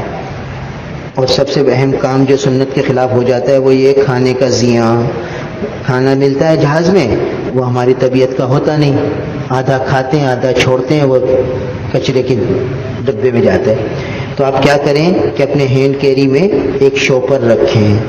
تو جو چیز آپ کو پسند نہ ہو وہ اپنے شوپر میں ڈال لیں. پھر جب آپ ایئرپورٹ پر نکلیں گے تو وہاں بہت سے بنگالی پاکستانی، کوئی جھاڑو دے رہا ہے، کوئی کیا کر رہا ہے، وہ شاپر اس کو دے دیں، بھیا آپ کھا لیں تاکہ اللہ کا رزق ضائع نہ ہو. یہ بہت ضروری ہے، ورنہ احرام کی حالت اللہ کا مہمان اللہ کے رزق کو ضائع کرے گا، اپنے آنکھوں کے سامنے کرے گا. تو پہلے سے ہی ایک شوپر 2-3 شوپریں رکھیں. تو وہ کیا ہوگا کہ جب یہ کھانا وغیرہ ملے، پسند نہ آئے، صاف نہ ہو سکے، تو پھر اس کو محفوظ کر لو اور پھر وہ کسی بھی خادم کو دے دو. اور یہ سارے سفر میں ایسا ہی کرنا ہے. جہاں بھی کھانے ملیں، اب آپ کو ہوٹل میں آپ ہوں گے، آپ کو کھانا ڈش میں دے دیں گے. بھئی آپ کتنے آدمیوں کا کھانا؟ 4 آدمیوں کا، تو 4 ڈشیں آپ کو دے دیں گے. اب 2 استعمال میں آئیں، 2 رہ گئیں، تو وہ اسی طرح جو وہاں خادم ہوتے ہیں، حرم کے خادم، دوسرے خادم، ان کو دے دیں. ضائع بالکل نہ کریں. بس ضائع ہوا اور وہاں نوٹ ہو گیا کہ بھئی یہ حاجی کھانا ضائع کر رہا ہے، ہماری نعمتیں کی ناقدری کر رہا ہے، محرومی ہو جائے گی، چالان ہو جائے گا، چالان کٹ جائے گا. چوکنا رہنا ہے، ایک چیز بھی ضائع نہیں کرنی. ہمارے ساتھ کیا ہوا کہ ہم نے ساتھیوں کو کہا تھا بھئی روٹی ضائع نہیں کرنی، جو بچ جائے گی. تو ہم کیا کرتے تھے، جو روٹی بچ جاتی اور جو سالن بچ جاتا تو وہ وہاں کالیاں گھومتی ہیں، دوسرے اس کو بنا کے دے دیتے تھے. خدا کی شان، آدھی روٹی ایک دن بچ گئی تھی تو وہ رات کو نیچے پلنگ کے نیچے چلی گئی. دوسرے دن صبح ہم بھول گئے دینا، اور جب ہم مدینے جانے لگے تو وہ نکلی. ارے بھائی یہ روٹی تو ضائع ہوگی، اب کیا کریں؟ وہ ساتھی بھی پریشان، یا اللہ پھر رزق ضائع ہو رہا ہے، کیا کریں؟ تو پھر اللہ تعالیٰ نے ذہن میں ڈالا کہ اس کے ٹکڑے کرو اور کبوتروں کو دے دو. وہاں گئے، کبوتروں کو ڈالا، ادھر صاف ہو گیا. دیکھو، جب آدمی فکر کرتا ہے تو رزق ضائع ہونے سے بچتا ہے. اب ہم سوچتے ہیں کہ یار اب کیا، اب آدھی روٹی تو ہے بھائی، اب کیا کریں، اب سوکھ گئی، اب کس کو دیں گے، چھوڑو بھائی، چلو کچرے کے حوالے کرو. یہ بھی تو کچرے کے حوالے ہو جاتی. اب ایک دفعہ کیا ہوا کہ وہ مدینہ پاک میں کیا ہوتا ہے کہ افطاری روز ملتی ہے، تو اس میں کچھ ڈبل روٹیاں ہوتی ہیں، وہ کھانے میں نہیں آتی، تو بچ گئیں اور بہت ساری ہو گئیں، بہت ساری رہ گئیں. تو اب کیا کریں؟ روز تازہ کھانا مل رہا ہے، اب یہ کس کو دیں، کیا کریں؟ کڑک بھی ہو گئی. تو ہمارے ایک ساتھی تھے، ان کو ہم نے کہا بھائی یہ اتنی ساری روٹیاں ہو گئی، یہ کیا کریں؟ کہ کیوں فکر کرتے ہو، مجھے دو. پھر وہ لے گیا. پھر وہ دوسرے دن ہمیں صبح اس نے ساتھی کے موبائل پر واٹس ایپ کیا کہ بھئی دیکھو تمہاری روٹیاں کبوتر کھا رہے ہیں. وہ 15 منٹ میں اتنے کبوتر تھے کہ وہ ساری روٹیاں چٹ کر کے وہ کہا کہ بھئی تمہاری روٹیاں صحیح جگہ چلی گئی، ضائع نہیں ہوئی. تو رزق کی حفاظت کرنی ہے بھائی اس سفر میں. تو جہاز سے شروع ہوگا یہ حفاظت کا معاملہ، اور آخر تک اس کا اہتمام کرنا ہے ہر جگہ. عرفات میں بھی لوگ رزق ضائع کرتے ہیں، مینا میں بھی ہو جاتا ہے رزق ضائع بھائی.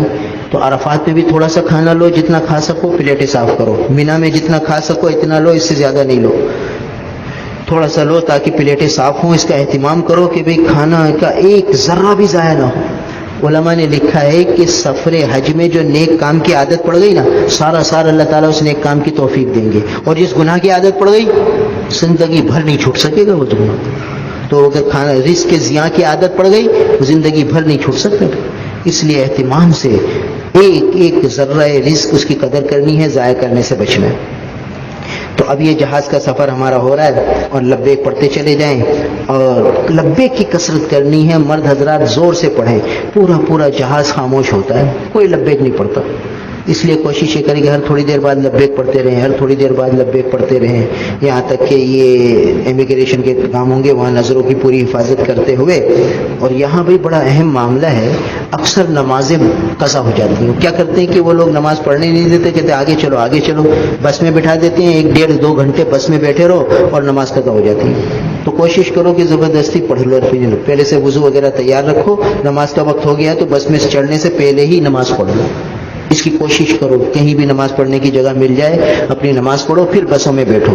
ایسا نہ ہو کہ وہ پھر کہیں آگے پڑھ لینا تو اس چکر میں نماز قضا ہو جاتی ہے. اس کی فکر پہلے سے ہی ہو کہ ہم کتنے بجے پہنچیں گے، کون سی نماز کا وقت ہوگا، کتنا وقت ہوگا، کہاں پڑھیں گے، کیسے پڑھیں گے.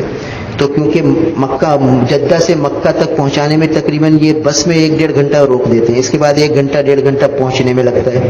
تو 2.5 گھنٹے تقریباً یہ ہمارا جدہ ایئرپورٹ سے لے کر بس میں بیٹھنے سے لے کر مکہ مکرمہ ہوٹل تک پہنچنے میں 2.5 گھنٹے لگ جاتے ہیں. اور اس میں جو نماز قضا ہو گئی. تو اس لیے چوکنا رہنا ہے، نماز کی فکر کرنی ہے.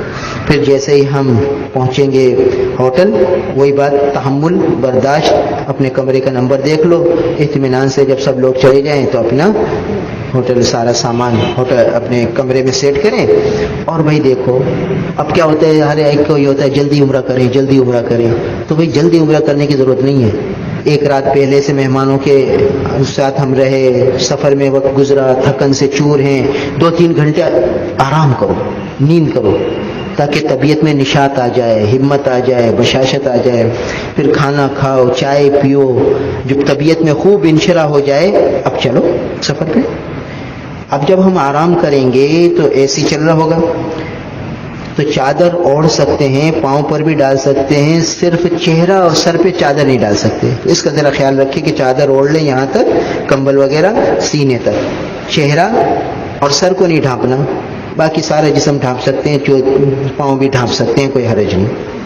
اور پھر جب اطمینان کے ساتھ طبیعت میں نشاط آ گیا، اب چلو بھائی اب ہم جا رہے ہیں طواف کرنے کے لیے.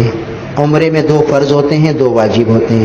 ایک نیت کر کے احرام باندھنا یہ فرض ہوتا ہے، بیت اللہ کا طواف کرنا یہ فرض ہوتا ہے. صفا مروہ کی سعی کرنا یہ واجب ہوتا ہے، اور جو ہے سر منڈانا یہ واجب ہوتا ہے. 4 کام ہیں عمرے میں. تو پہلا فرض ہمارا جہاز میں ہو چکا تھا، اب دوسرا فرض ادا کرنے کے لیے ہم بیت اللہ کی طرف جا رہے ہیں. اس دوران گھر والوں کو سارے راستے سمجھا دو کہ بھی دیکھو اس طرح ہمیں بس میں بیٹھنا ہے، یہاں سے ہمیں جانا ہے. ہوٹل کے کارڈ وغیرہ لے لو، گھر والوں کو بھی دو، اپنے پاس بھی رکھو، تاکہ آگے پیچھے ہو تو ہوٹل کا کارڈ ہوگا تو فون کر کے ہوٹل پر پہنچنا آسان ہو جائے گا. ابھی اپنے بیت اللہ میں داخل ہوئے تو یہاں بھی گھر والوں کو سمجھا دو کہ دیکھو یہ جو ہم اس گیٹ سے داخل ہو رہے ہیں، یہ مثلا باب فہد ہے، 79 نمبر گیٹ ہے. اگر کہیں بھول چوک ہو گئی، آگے پیچھے ہو گئے تو یہیں 79 پہ آ جائیں گے اور فلاں جگہ آ جائیں گے. جب دروازے میں داخل ہو رہے ہیں اسی وقت جگہ بتا دی کہ اگر کچھ آگے پیچھے ہوئے تو بھئی یہ جو ہے جگہ ہے، یہاں انشاءاللہ پہنچ جائیں گے، ایک دوسرے کا انتظار کر لیں گے، کوئی پریشانی کی بات نہیں. تو پہلے سے ہی یہ ہدف طے کر لیں کہ ہمیں اگر گم ہو گئے تو یہاں پہنچنے. اس کے بعد بیت اللہ میں مسجد حرام میں داخل ہوئے، سنت کے مطابق سیدھا پاؤں داخل کیا، نماز دعائیں پڑھی، اور ایسی جگہ پھر نیچے سیڑھیاں اتر گئے، مطاف میں پہنچ گئے، ایسی جگہ کھڑے ہو گئے جہاں آنے جانے والوں کو تکلیف نہیں ہوتی.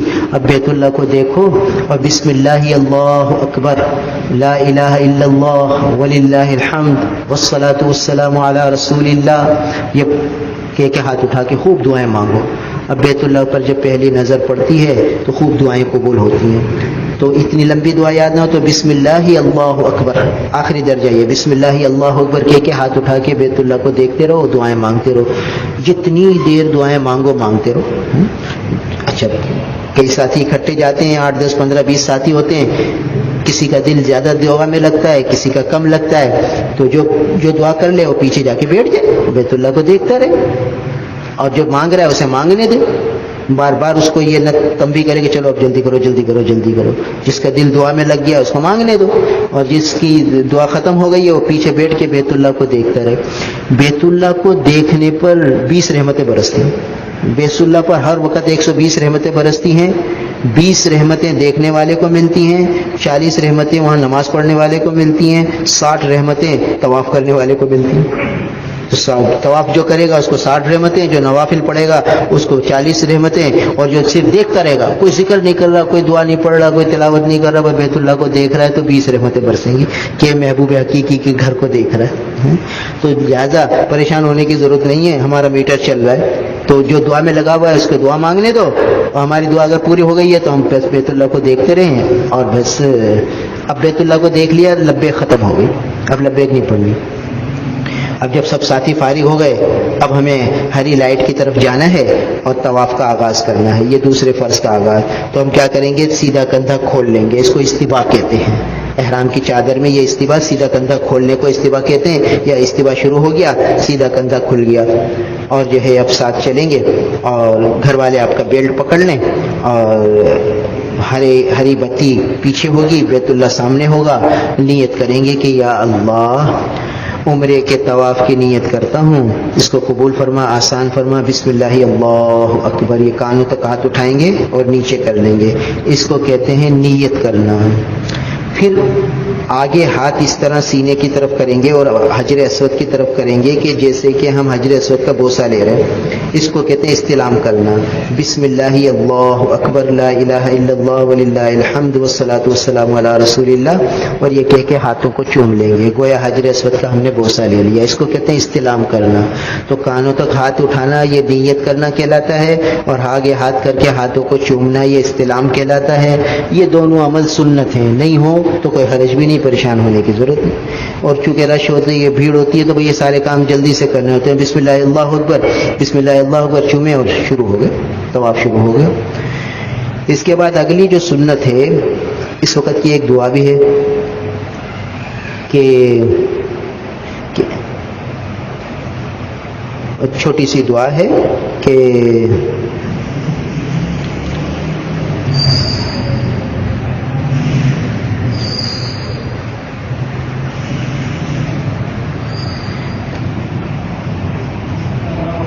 اللہم آمنت بکتابی, نہیں اللہم, یہ ذہن سے نکل گئی, کل بتائیں گے آپ کو کہ یہ اس وقت کی دعا ہے خاص. حضور صلی اللہ علیہ وسلم فرمائے بڑی پیاری دعا ہے کہ وہ دعا کر کے اب ہمیں کیا کرنا ہے, رمل کرنا ہے. رمل کہتے ہیں سینہ تاننا, گردن کو اکڑنا اور کندھے کو ہلاتے ہوئے چلنا, اس کو کہتے ہیں رمل. 3 چکروں میں یہ رمل کرنا ہے. تو یہ 3 چکروں میں رمل کرتے ہوئے چلنا یہ بھی سنت ہے. تو پہلا چکر ہوگا رمل کرتے ہوئے, پھر دوسرا چکر ہوگا, پھر تیسرا چکر ہوگا. اور طواف کے دوران بیت اللہ کی طرف نہ سینہ کرنا ہے, نہ پیٹھ کرنی ہے, نہ چہرہ کرنا ہے. صرف استلام کے وقت چہرہ ہوگا, سینہ اسی طرف رہے گا. بس چہرہ کریں گے, ہاتھ کریں گے بسم اللہ اللہ اکبر, اور ہاتھوں کو چومیں گے اور چلتے چلے جائیں گے. تو 3 چکروں میں تو رمل ہوگا, اور بقایا 4 چکر جو اپنی رفتار پر ہوں گے جیسا عام طریقے سے ہوتے ہیں. طواف کے دوران تیسرا کلمہ سبحان اللہ والحمد للہ ولا الہ الا اللہ واللہ اکبر ولا حول ولا قوت الا باللہ اطمینان سے پڑھتے رہیں. اور چوتھا کلمہ استغفار, درود شریف, اور اپنی زبان میں دعائیں مانگتے رہیں دوران طواف جو بھی مانگنا ہو. 7 چکروں میں اسی طرح. حجر 4 کونے ہیں بیت اللہ کے. پہلا کونا حجر اسود کا, دوسرا کونا رکن شامی, تیسرا رکن عراقی, اور چوتھا رکن یمانی کہلاتا ہے. جب ہم رکن یمانی سے حجر اسود تک آئیں گے, چوتھے کونے سے لے کر پہلے کونے تک, تو اس دوران ربنا آتنا فی الدنیا حسنہ وفی الآخرۃ حسنہ وقنا عذاب النار یہ دعا پڑھنی ہے.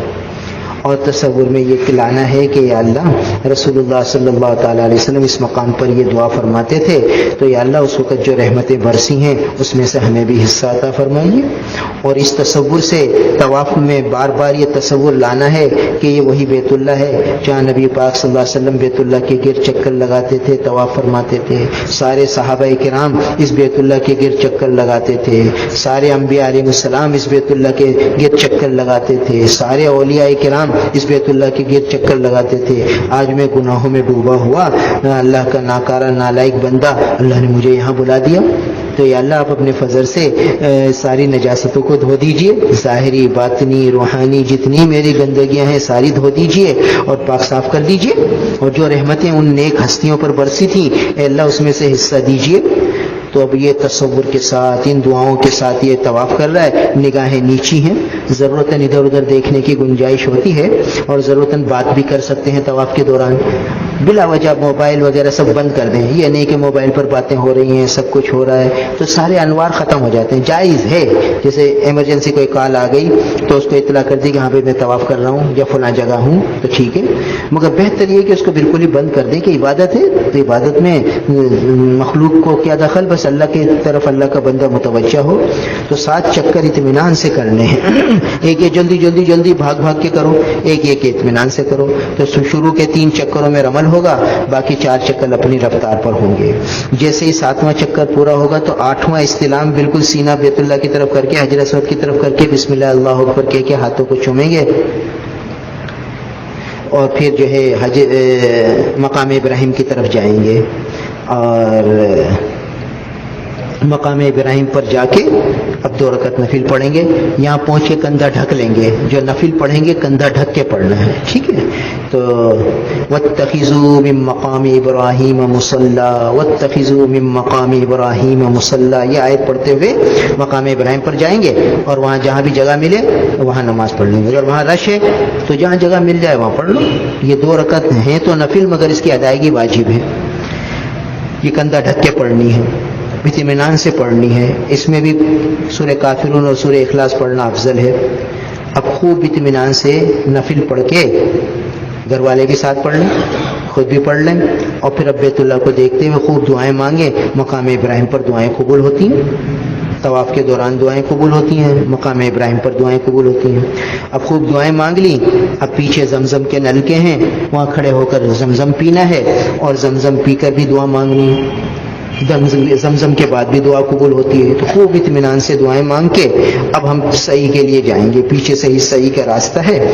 صحیح کے لیے وہ چاڑی سی بنی ہوئی ہے, اور جب چاڑی ختم ہوگی تو ایک ہری لائٹ ہوگی, اس کے نیچے کھڑے ہو کر نواں استلام کرنا ہے. یہ صحیح کا استلام کہلاتا ہے. وہی حجر اسود کی طرف رخ کر کے بسم اللہ اللہ اکبر کہہ کے ہاتھوں کو چومنا ہے اور پھر جو ہے صحیح کے لیے جانا ہے. ان الصفا والمروۃ من شعائر اللہ, یہ آیت پڑھتے ہوئے صحیح کے لیے جانا ہے اور صفا پہ جانا ہے. صفا پہ جا کے اب کھڑے ہو کر بیت اللہ کی طرف رخ کرنا ہے. بعض اوقات بیت اللہ نظر آتا ہے, بعض اوقات وہ آڑ کھڑی ہوتی ہیں تو نظر نہیں آتا.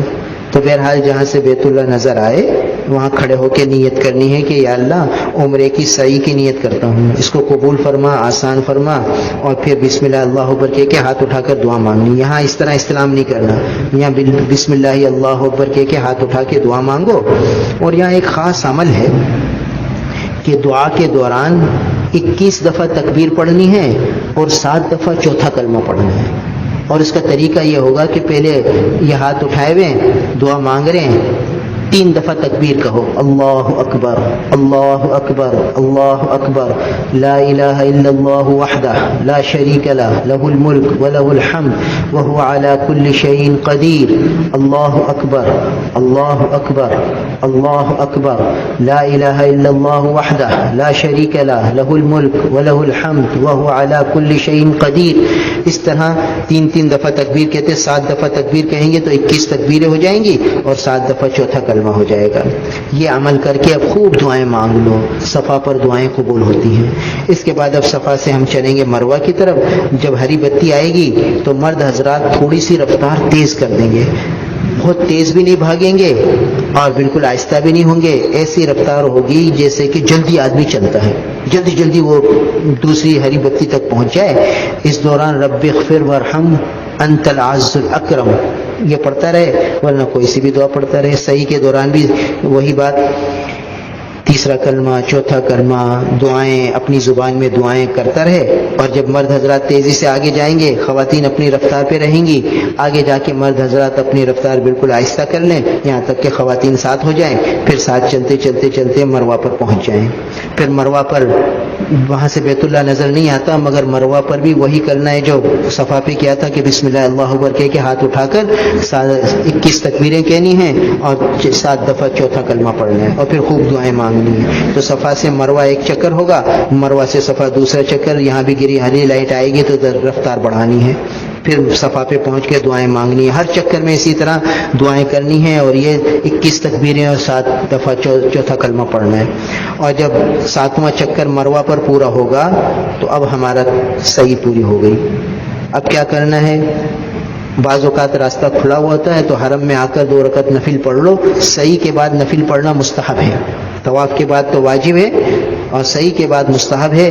اگر وہاں راستے کھلے ہوئے ہیں تو حرم میں چلے جاؤ اور 2 رکعت پڑھ لو. راستے کھلے ہوئے نہیں ہیں تو پھر وہیں سے باہر جانا ہوتا ہے. اب باہر جا کر اب حلق رہ گیا ہمارا, اب حلق کرنا ہے. حلق آپس میں ایک دوسرے کا کر لو تو بھی ٹھیک ہے, اور اگر جو ہے نائی سے کروا لو تو بھی ٹھیک ہے. وہ ضروری نہیں ہے کہ پہلے ایک آدمی نائی سے کرے پھر وہ سب کا کرے, یہ ضروری نہیں ہے. بس خود اپنا بھی کر سکتا ہے حلق اور آپس میں ایک دوسرے کا بھی کر سکتے ہیں, کوئی حرج نہیں. جیسے ہی حلق کریں گے احرام کی پابندیاں ختم. اب خوشبو والا صابن بھی استعمال کرو, نہانا دھونا بھی کرو, سب کچھ کرو.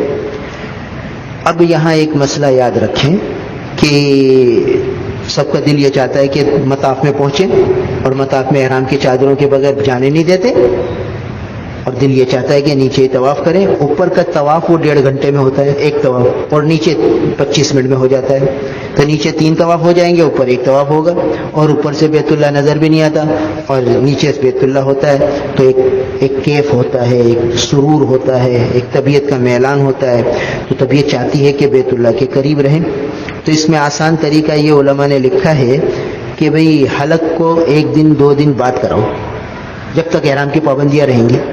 2 دن بعد حلق کرا لو، اور احرام کی پابندیاں رہیں گی تو بھئی جا کے نیچے نمازیں پڑھتے رہو، ساری نمازیں حرم کے قریب ہوں، پھر طواف بھی نیچے ہوں، صحیح بھی نہیں، صحیح تو ہے ہی نہیں، نفلی طواف جتنے چاہے کرو، بس احرام کی پابندی رہے گی کہ بھئی وہ صابن سے ہاتھ نہیں دھونا ہوگا، اس کا ذرا خیال رکھنا ہوگا، اور جو چادر نہیں اوڑھنی چاہیے، سینے تک اوڑھنی ہے، چہرہ نہیں ڈھکنا، سر نہیں ڈھکنا، اور ناخن وغیرہ نہیں کاٹنا، بالوں کا احتیاط کرنا، یہ تھوڑی پابندیاں ہوں گی۔ باقی یہ کہ ساری نمازیں نیچے ہوں گی۔ 2 دن بعد 3 دن بعد جب طبیعت بہت بوجھل ہو گئی، اب حلق کرا لو، حلق کرا کے نہا دھو گے، اب 1 دن اوپر نماز پڑھو، 2 دن اوپر نماز پڑھو، پھر مسجد عائشہ چلے جاؤ، پھر مسجد عائشہ سے احرام باندھ کے پھر 2-3 دن اسی طرح احرام کی پابندیوں میں رہو، اور خوب نیچے طواف کرو، تو کثرت سے بیت اللہ کا قرب بھی ملے گا۔ بھائی طواف کی حالت، احرام کی حالت میں بیت اللہ کو ہاتھ نہیں لگا سکتے، حجر اسود کو ہاتھ نہیں لگا سکتے، وہاں خوشبو ہوتی ہے، تو خوشبو سے بچنا ہے۔ تو اگر حجر اسود کا بھی موقع مل جائے تو قریب نہیں جانا، بیت اللہ کو بھی ہاتھ نہیں لگانا، لوگ وہاں لگے ہوئے ہوتے ہیں، چمٹے ہوئے ہوتے ہیں، تو اگر احرام کی حالت میں وہاں چمٹ گئے اور ہاتھوں میں خوشبو لگ گئی تو دم آ جائے گا، اس لیے ذرا احتیاط کرنی ہے۔ بس قریب چلے جاؤ، دعا مانگتے رہو، بیت اللہ کو دیکھتے رہو، ہاتھ نہیں لگاؤ، دعا مانگو، اور جتنی نمازیں ہو سکے بیت اللہ کے اندر ہی پڑھو۔ تو یہ ہے مختصر خلاصہ عمرے کے سفر کا۔ تو اس میں 2 فرض ہوتے ہیں، 2 واجب ہوتے ہیں، یہ بات سامنے آئی، سارا سفر سامنے۔ اب نفلی طواف جتنے چاہے کرو، اور جو ہے کثرت سے تلاوت کرو، زیادہ وقت حرم میں گزارو۔ ہم اپنے ساتھیوں کو طریقہ یہ بتاتے ہیں کہ بھائی دیکھو، فجر کی نماز پڑھ کے اگر ہمت ہو تو اشراق تک 1 طواف کر لو، پھر اشراق پڑھ کر گھر آ کے آرام کر لو، اور پھر 10 بجے اٹھ کر نہا دھو کے تازہ دم ہو کے پھر حرم آ جاؤ۔ اب ظہر، عصر، مغرب، عشاء کے بعد دیر تک بیت اللہ کو دیکھتے رہو، پھر اپنے ہوٹل جاؤ، دوپہر کی روٹی حرم میں کچھ چٹک مٹک کر لو، بار بار آنے جانے سے وقت بھی ضائع ہوتا ہے، تو یہ جو ہے ساری نمازیں بھی حرم میں ہوں گی اور وقت بھی قیمتی بنے گا۔ تھوڑا آرام کرنا ہو تو عصر کے بعد تھوڑی دیر، وہاں عصر سے مغرب تک وقت لمبا ہوتا ہے، تو عصر کے بعد جا کے پیچھے 1 گھنٹہ آرام کرو، پھر وضو استنجا کر کے آ جاؤ، اور پھر عصر مغرب سے پہلے 1 یا 2 طواف کرو، اور پھر مغرب سے عشاء تک ایک جگہ پکڑ لو، وہیں وقت گزارو، پھر عشاء کے بعد اگر ہمت ہے 1 طواف کرو، اور پھر اپنے ہوٹل چلے جاؤ، پھر آرام کرو۔ رات کو 2-3 گھنٹے آرام ہو، دن میں 2-3 گھنٹے آرام ہو، اور 1 گھنٹہ حرم میں آرام ہو۔ 7 گھنٹے اگر آرام ہو جائے تو کافی ہو جاتا ہے، کوئی پریشانی نہیں ہوتی، اور زیادہ سے زیادہ وقت حرم میں گزر جاتا ہے۔ تو اگر اس طرح وقت گزاریں گے تو انشاءاللہ قیمتی بنے گا۔ ٹھیک ہے، آج تھوڑی دیر ہو گئی۔ اب یہ ہے کہ کل دوبارہ اس کا مختصر مذاکرہ ہوگا، پھر احرام باندھنے کا طریقہ، رمل کا طریقہ، استباء کا طریقہ، وہ بھی انشاءاللہ کل سامنے آئے گا، اور پھر یہ بھی بتائیں گے کہ بھئی حج کے دن ایام کیسے گزارنے ہیں۔ پھر جو منگل کی نشست ہوگی اس میں انشاءاللہ مدینہ منورہ کے آداب ہوں گے کہ مدینہ منورہ میں کیسے آداب سے رہنا ہے، کس طرح وقت گزارنا ہے، اور پھر آخری نشست میں انشاءاللہ سوال جواب بھی ہوگا بدھ کے دن، اور آخر میں ساری تینوں نشستوں کا خلاصہ بھی انشاءاللہ بیان کریں گے۔ تو آج جو ساری بات کا خلاصہ یہ نکلا کہ بھئی حج کے آداب میں سے یہ کہ رفث نہیں کرنا، فسوق نہیں کرنا، جدال نہیں کرنا، گھر سے نکلنے سے کے ساتھ ہی عبادت کی نیت کرنی ہے کہ عبادت کا سفر ہے، ہر وقت چوکنا رہنا ہے، اور پھر جو ہے بے فکری نہ ہو، بے تکلفی نہ ہو، زیادہ ہنسی مذاق نہ ہو، بس ہر کام احتیاط سے اعتدال سے کرتے چلے جائیں گے تو انشاءاللہ سفر قیمتی بن جائے گا۔ ٹھیک ہے، اللہ تعالی عمل کی توفیق عطا فرمائے۔